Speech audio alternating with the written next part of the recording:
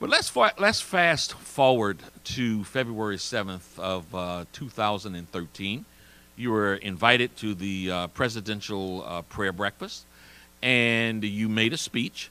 I looked at that speech, and then I had to look at it again because there was so much controversy about it.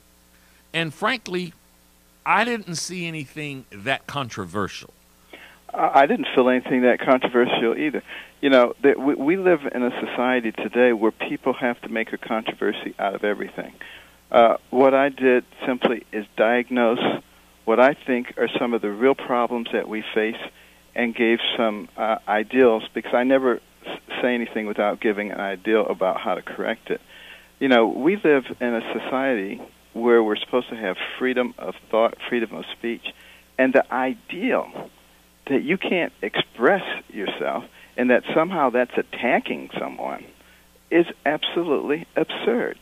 And we should not allow ourselves to be manipulated, particularly by the media, who likes to stir up controversy. There's no question about that. What we really need to be doing is focusing our energies, just like I did when I was working on those twins, utilizing lots of different ideals, lots of talent, focusing it on a problem and solving the problem, not spending time sitting in our trenches shooting at each other, calling each other names, and acting like absolute infants.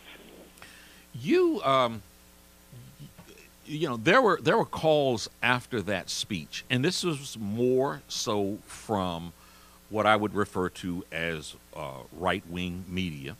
It seems as if the right-wing media really embraced you afterwards, and that the more progressive media had more negative things to say. What's your take on why each acted and behaved as they did? Well, you know, what I really focused on is the enormous outpouring of sentiment that I received from common Americans. I mean, just thousands and thousands of communications, and the particularly poignant ones from elderly Americans who said they were just waiting to die. They had given up on America, and now they felt invigorated again. And the reason they felt invigorated again is because somebody was talking about common sense solutions to things. And that's what we really need to be concentrating on. How do we get common sense out there? Now, you know, I've done a number of interviews. I have a ton of interviews coming up this week, mostly on, I would say, conservative media, but certainly on a lot of liberal media also.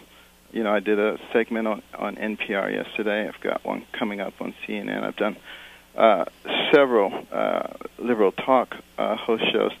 I don't really care whether it's considered conservative or liberal.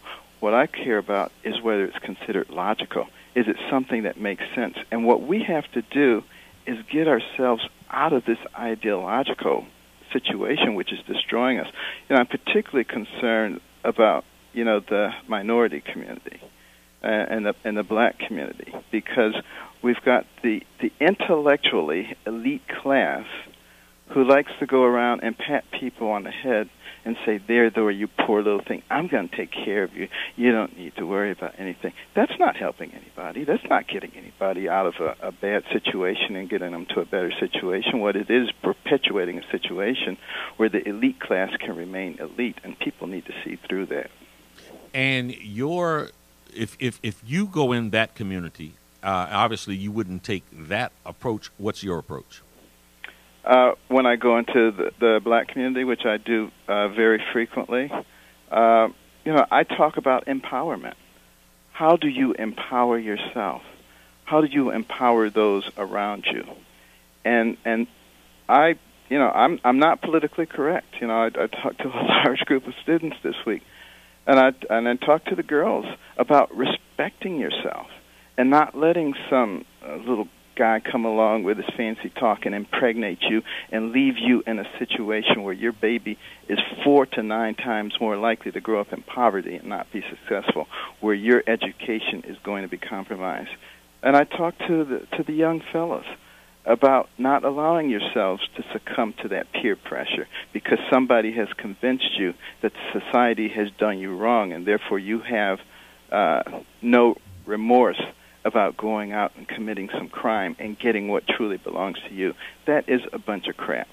And people really need to stop listening to that and start focusing on the values and principles that kept the black community strong throughout slavery and in the post-slavery Jim Crow era, and get back to that value system that creates strength, and not listen to all of this progressive secular stuff which is destroying our families and destroying our communities.